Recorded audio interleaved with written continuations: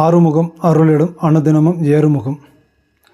உலகெங்கும் உள்ள தமிழ் நெஞ்சங்களுக்கும் ஆன்மீக சொந்தங்களுக்கும் அன்பான வணக்கங்கள்.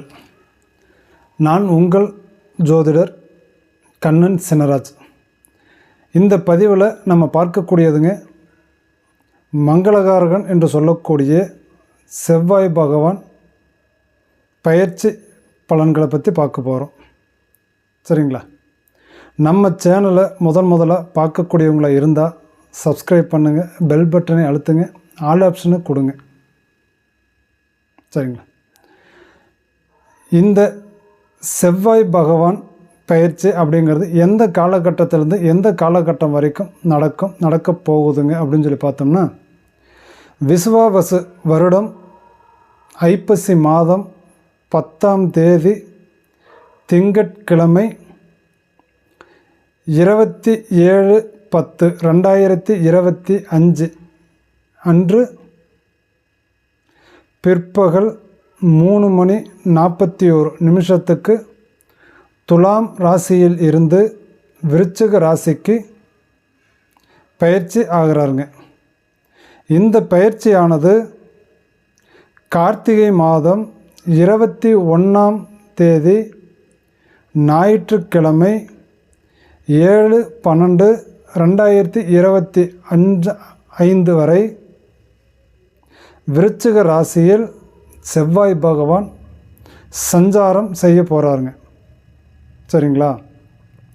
அப்போது இந்த செவ்வாய் பகவான் எந்த மாதிரியான பலாபலன்களை மேச ராசி மேச லக்னக்காரர்களுக்கு தரப்போகிறாரு அப்படிங்கிறத பற்றி நம்ம பார்க்க போகிறோம். அப்படி பார்க்கும்போது செவ்வாய் பகவான்கிட்ட 2 வகையான குணங்கள் இருக்குதுங்க. அந்த குணங்கள் என்னென்ன அப்படின்னு சொல்லி பார்த்தோம்னா, ஒன்று நல்லதையும் செய்வார், ஏன்னா அவருக்கு மங்களகாரகன் என்று பெயர்.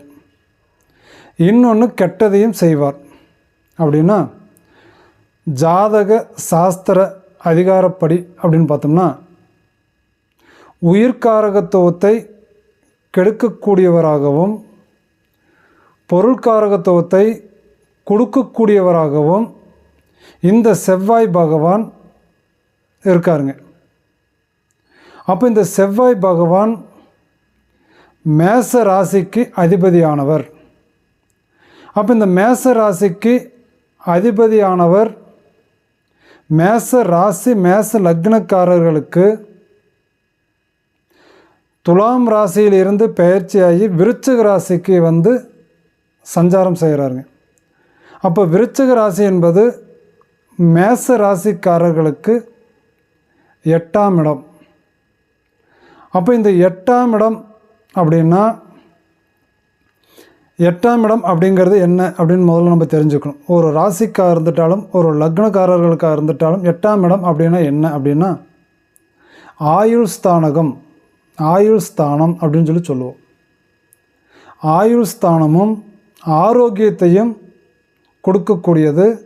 அடுத்ததாக பெயர் புகழ் அப்படிங்கிறதையும் மறைமுகமாக நமக்கு கொடுக்கக்கூடியது அந்த 8ஆம் இடம் அப்படிங்கிறதுங்க.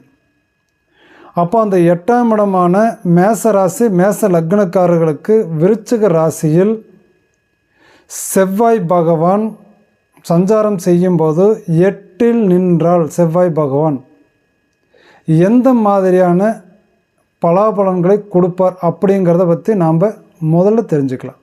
அப்படி பார்த்தோம்னா, ஒரு ஜாதகர் ஒரு ஆணுடைய ஜாதகமாக இருந்தாலும் ஒரு பெண்ணினுடைய ஜாதகமாக இருந்துட்டாலும் பொதுவாக சாஸ்திர ஜாதக அகராதிப்படி 8இல் செவ்வாய் இருந்தால் எந்த மாதிரியான பலாபலன்களை கொடுப்பார் அப்படின்னு சொல்லி பார்த்தோம்னா, காயங்களை ஏற்படுத்துவார். 1. 2வது கட்டி சம்பந்தப்பட்ட பிரச்சனைகளை கொடுப்பார். 3வது இரத்தப்போக்குன்னு சொல்லக்கூடிய இரத்தத்தை பாதிப்பார்.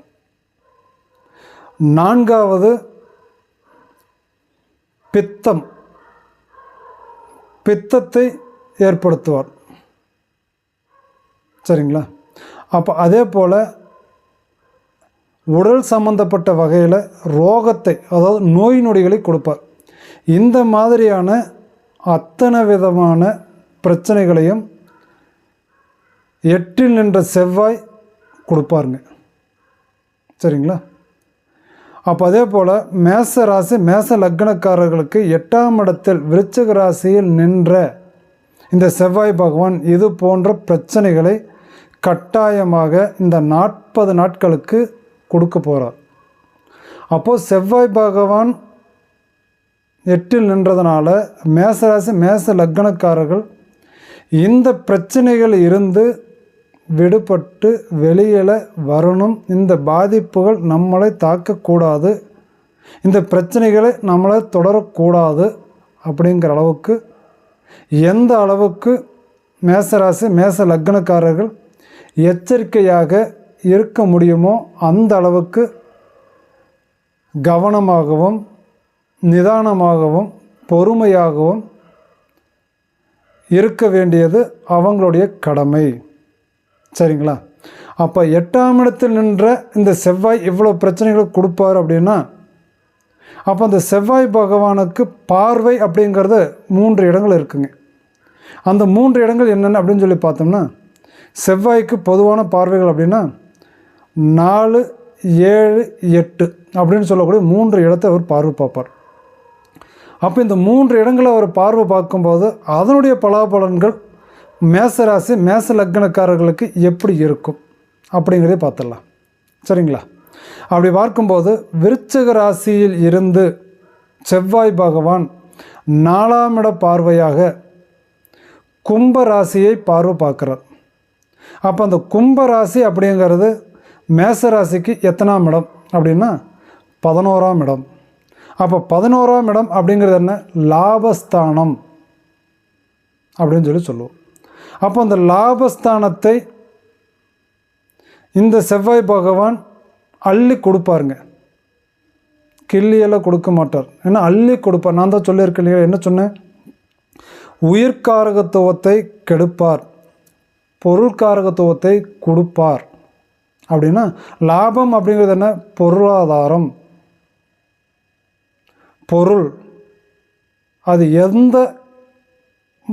எந்த அடிப்படையும் நம்ம எடுத்துக்கலாம். சரிங்களா?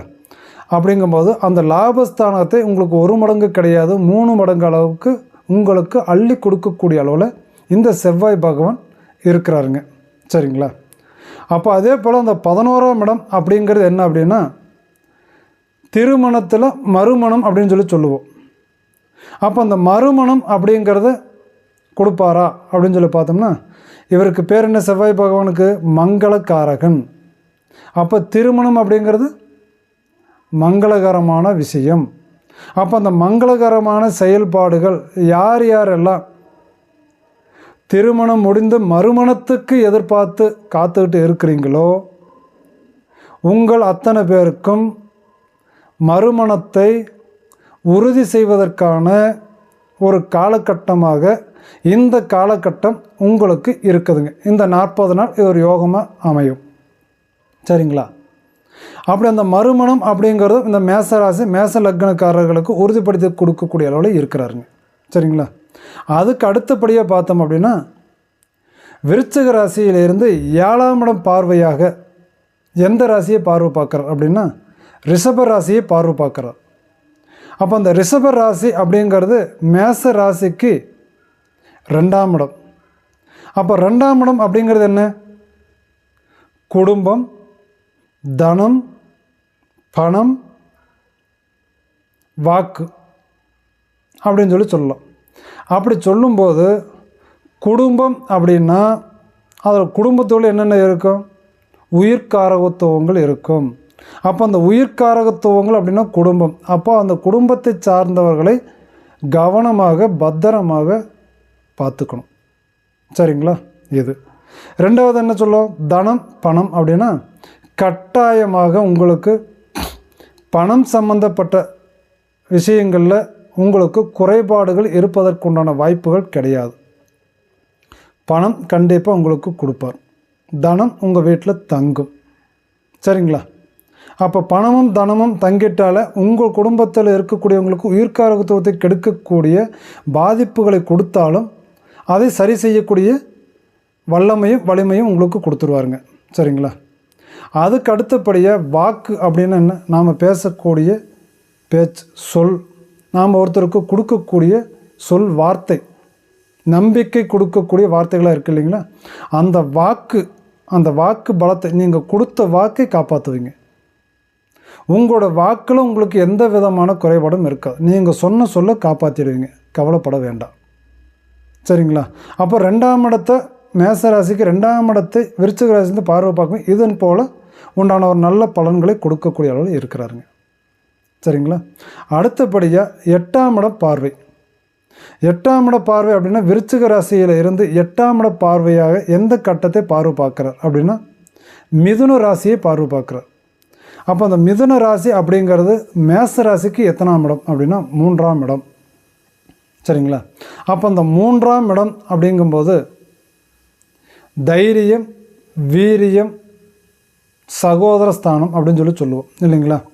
அப்போ உங்களுடைய தைரியத்தையும் உங்களுடைய தன்னம்பிக்கையத்தையும் உங்களுடைய கோபத்துக்குண்டான வீரியத்தோடு நீங்கள் செயல்படக்கூடிய விஷயத்தையும் உங்களுக்கு ஊக்கப்படுத்தி உங்களுக்கு கொண்டு போய் கொடுப்பாருங்க. சரிங்களா? வீரியம்னா என்ன, நாம் இழுத்து பிடிச்சி எந்த ஒரு செயலையும் அடுத்தவங்களுக்கு முன்னாடி நம்ம கெட்டு போயிடக்கூடாது, ஒரு விஷயத்தை நம்ம விட்டுறக்கூடாது, ஒன்று இழந்துடக்கூடாது, அடுத்தவங்களுக்கு முன்னாடி நம்ம கௌரவமான ஒரு முறையில் வாழ்ந்து காட்டணும் அப்படிங்கிறதுக்கு உண்டான வைராக்கியம் படைத்தது அந்த வீரியம். அப்போ அந்த வீரியமான விஷயத்தை இந்த 40 நாளில் உங்களோட விடாமுயற்சியில், முயற்சி ஸ்தானம்னு இதை சொல்லுவோம். அப்போ நீங்கள் இதுக்கு முன்னாடி ஒரு முயற்சி எடுத்து அந்த முயற்சியில் நீங்கள் தோற்று இருந்தாலும் அந்த 40 நாளில் அந்த முயற்சியை நீங்கள் வெற்றிகரமாக முடிக்கிறதுக்கு உண்டான ஒரு சூழ்நிலையும் இந்த இடத்துல உங்களுக்கு கை கொடுக்கக்கூடிய அளவில் இருக்குதுங்க. சரிங்களா? ஆனால் அதே போல் உங்களுக்கு இளைய சகோதரன் அல்லது இளைய சகோதரி அப்படிங்கிறவங்க இருந்தாங்க அப்படின்னா கட்டாயம் அவங்களை பாதிக்கும். அது வண்டி, வாகனம், விபத்து அப்படிங்கிற எந்த ஒரு விஷயமா இருந்துட்டாலும் சரி, ஆல்ரெடி அவங்களுக்கு உடலில் இருக்கக்கூடிய ஒரு நோய் நொடி பிரச்சனைகளாக இருந்துட்டாலுமே அந்த பிரச்சனைகளை விஸ்வரூபமாக எடுத்துக்காட்டி உங்களை அலைச்சல் படுத்துறதுக்கு உண்டான ஒரு கஷ்டத்தையும் கொடுக்கக்கூடிய அளவுக்கு உங்களுடைய இளைய சகோதரன் அல்லது சகோதரிகளுக்கு இந்த பாதிப்புகள் உண்டாகும். சரிங்களா? அவங்கள கவனமாக பத்திரமாக எச்சரிக்கையாக பார்த்துக்கோங்க. சரிங்களா? இந்த மங்களகாரன் என்று சொல்லக்கூடிய செவ்வாய் பகவான் இந்த பெயர்ச்சியினால் மேசராசி மேச லக்னக்காரர்களுக்கு இது போன்ற பலாபலன்களை கொடுக்கக்கூடிய ஒரு சூழ்நிலையாக இந்த 40 நாட்களுக்கு இருக்குதுங்க. சரிங்களா? இதில் இருந்து உங்களை தற்காத்துக்கிறதுக்கும் உங்களை பாதுகாப்பு படுத்திக்கிறதுக்கும் உங்களை பத்திரப்படுத்திக்கிறதுக்கும் நீங்கள் எந்த மாதிரியான முயற்சிகளை எடுத்து நீங்கள் செயல்பட்டுக்க போகிறீங்களோ அதன் பிறகு செயல்படுங்க. ஆனால் மிகுந்த கவனமாகவும் எச்சரிக்கையாகவும் கட்டாயமாக நீங்கள் இருக்கணும். சரியா? இந்த பலன்கள் அத்தனையுமே உங்களுக்கு ஒரு பொதுவான ஒரு பலன்கள். அதே போல் உங்களுடைய ஜாதகத்தில் இதே மாதிரி அமைஞ்சிருந்தால் கண்டிப்பாக இது 100% நடக்கிறதுக்கு உண்டான ஒரு வாய்ப்புகள் இருக்குங்க. அதனால் பத்திரமாக பார்த்துக்கோங்க. இப்போ நாம் சொன்ன பலன்கள் அத்தனையுமே உங்களுடைய வயசுக்கு தகுந்த மாதிரி நீங்கள் எடுத்துக்கணுங்க. சரிங்களா? இது ஒன்று. அடுத்தபடியாக பார்த்தோம் அப்படின்னா இந்த பதிவு உங்களுக்கு பிடிச்சிருந்தால் லைக் பண்ணுங்கள், ஷேர் பண்ணுங்கள், கமெண்டில் சொல்லுங்கள். சரிங்களா? மீண்டும் உங்களை அடுத்த பதிவில் 2026 புது வருட புத்தாண்டு பலன்களோடு உங்களை சந்திக்கிறேன். உங்களிடமிருந்து விடை பெறுவது உங்கள் ஜோதிடர் கண்ணன் சின்னராஜ். நன்றி, வணக்கம்.